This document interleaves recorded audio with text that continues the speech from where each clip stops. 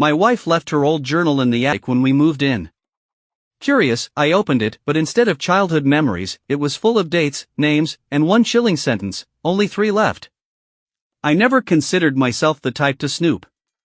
But when we moved into our new home in Charleston, South Carolina, and I found an old, dusty journal in the attic, curiosity got the better of me. I thought it might be filled with childhood memories or old musings. Instead, it contained dates, names, and a chilling sentence, only 3 left. My wife, Sarah, and I had been together for over a decade. We met during our college years at the College of Charleston. Our relationship had its ups and downs, but I believed we had a solid foundation. We had 2 children, Ethan and Olivia, and had recently purchased a historic home in the heart of Charleston. The house was a fixer-upper, filled with charm and character. Sarah was particularly excited about the attic, envisioning it as a space for storage and perhaps a small studio. While organizing the attic, I stumbled upon the journal. It was leather-bound, worn, and had Sarah's initials embossed on the cover.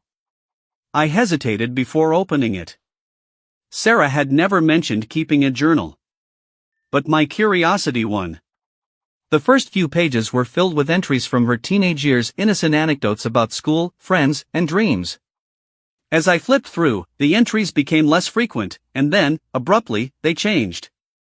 The handwriting was still Sarah's, but the content was different. Each entry listed a date, a name, and a brief description. Some names I recognized: friends, colleagues, acquaintances. Others were unfamiliar. The descriptions were vague: met at the cafe, dinner at his place, weekend trip. The dates spanned several years, overlapping with our relationship. My heart pounded as I reached the last entry.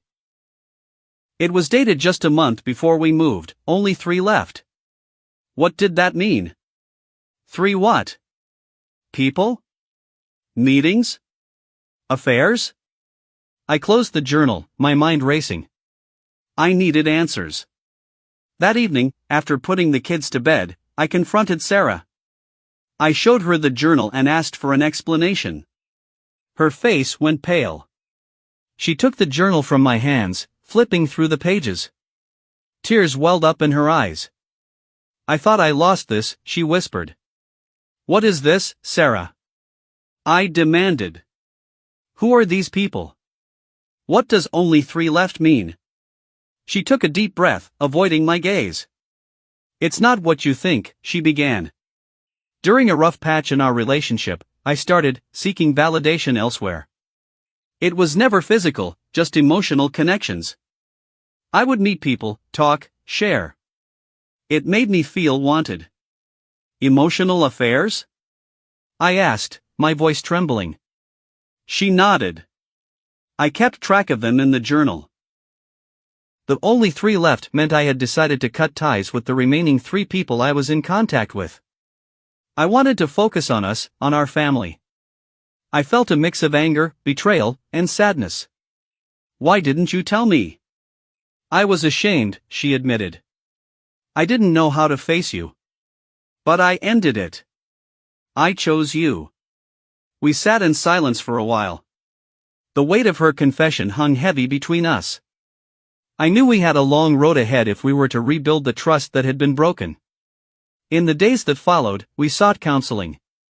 We had open and painful conversations about our relationship, our needs, and our future. It wasn't easy, but we were committed to healing. Finding the journal was a turning point. It forced us to confront issues we had ignored and to communicate in ways we hadn't before. While the scars of betrayal remained, we worked towards understanding and forgiveness, hoping to emerge stronger together. For a while, things felt like they were moving forward. Sarah apologized again and again. She opened up more than she ever had. We went to counseling. She deleted old numbers, shut down old email accounts, even showed me her phone without me asking. She said she wanted to prove she was all in. I wanted to believe her. I really did. But even as she said all the right things, something didn't sit right. It started with a text. One night, maybe 2 months after the journal incident, I was doing laundry late. Sarah had gone to bed early with a headache. Her phone was charging on the kitchen counter. It buzzed once. No big deal. But then it buzzed again. And again. 4 times in a row, from a number not saved in her contacts. I shouldn't have looked. I know that. But after what I found in the attic, after what she admitted to, I couldn't help myself. I tapped the message preview. Are you still up? I miss talking to you. Still thinking about your voice today. I just stood there, staring at the screen. My stomach felt like it was on fire. She said she cut them off. She said she chose me. I opened the thread. There were dozens of messages. And she'd replied. Flirting. Not denying anything. Not setting boundaries. Just playing along. I felt my hands shaking. I took a photo of the screen with my phone. I didn't even know why. I wasn't thinking clearly. I just needed proof. Needed to not feel crazy. I walked upstairs quietly and just stood outside the bedroom door. I could hear her breathing. Peaceful. As if everything in our life wasn't unraveling again. I didn't confront her that night. I couldn't. I went to the couch and sat in silence until the sun came up. When I finally did bring it up, she didn't cry like last time. She didn't act shocked. She just looked tired. I didn't mean for it to go that far, she said. What does that far even mean anymore? I snapped. You said it was over. You told me there were only 3 left. You promised. She rubbed her temples. I thought I could quit cold turkey. I really did. But it's not that easy. Sometimes I just need it. That word stuck with me. Need. Like it was a drug. Like I was just supposed to accept that she needed someone else's attention like caffeine in the morning. I asked if she still loved me. She hesitated. Then whispered, yes. But I don't know if that's enough for you. I started questioning everything. Every memory, every I love you, every time she said she was running late. I looked at our past through a different lens. What if the journal was just the tip of the iceberg? I did something I never thought I'd do. I reached out to one of the names in her journal. Just one. A guy named Leo. I found him on LinkedIn. Sent a simple message, did you know Sarah was married when you were seeing her? His reply came fast. I had no idea. She told me she was separated. She said her husband was emotionally distant, barely spoke to her. I'm sorry, man. I had no clue. That hit like a punch to the chest. Not because of him, but because of how she painted me. Emotionally distant? I had been working 2 jobs when Olivia was born, taking night shifts and weekend gigs just to keep us afloat. I came home and rocked babies to sleep while she cried on the bathroom floor. I did my best. I started digging deeper. I went back through old texts. Checked phone bills. Locations. Every little thing I never used to care about. And what I found made me feel like a fool. There were weekends when she visited her mom in Greenville that didn't match the call logs. There were cash withdrawals I couldn't explain. Uber rides to hotels. I knew it wasn't all emotional. When I confronted her again, she didn't even fight me on it. I messed up, she said. I know I did. But I was lost. I didn't know how to ask for help. You always seemed so stable. Like you didn't need anything from me. That's what it boiled down to, need. Again. She needed attention. She needed validation. And she never told me. Instead, she told strangers. One after another. 4 years. I moved into the guest room. Told her I needed space. Told her I didn't know what I wanted yet. But the truth is, I was scared. Scared of what else I'd find. Scared of being alone after all this time. Scared of what our kids would think. Then something even stranger happened. One night, I went back to the attic. I don't know why.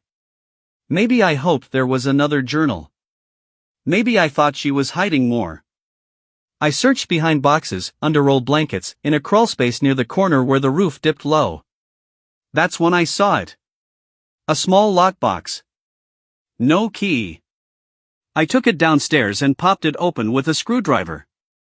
Inside were photos. Printed, old-school photos. Some were of our family. Kids playing in the backyard.